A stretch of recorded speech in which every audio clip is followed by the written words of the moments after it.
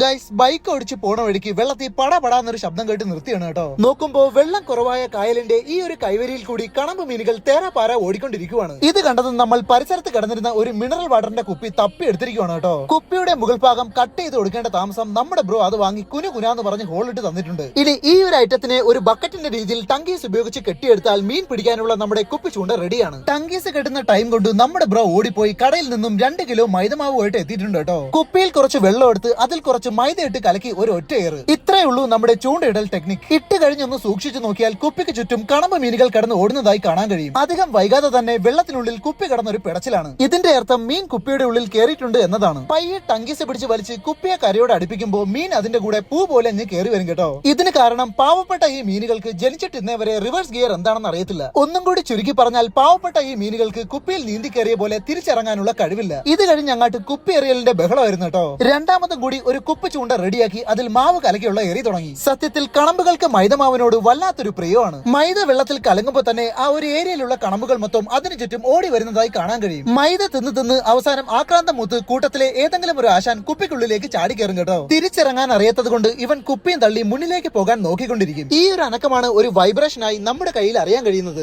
സത്യത്തിൽ ഇവന്മാർ തിരിച്ചിറങ്ങാൻ പഠിക്കുന്നതിന് ഈ ഒരു ടെക്നിക്ക് പാളി തുടങ്ങും കേട്ടോ. എന്തായാലും വൈകിട്ടത്തെ കുറച്ചു നേരത്തെ ഈ പരിപാടി കൊണ്ട് അത്യാവശ്യം കറിക്കുള്ള മീനുകളെ നമ്മൾ പിടിച്ചു കൂട്ടിയിരിക്കുവാണ്.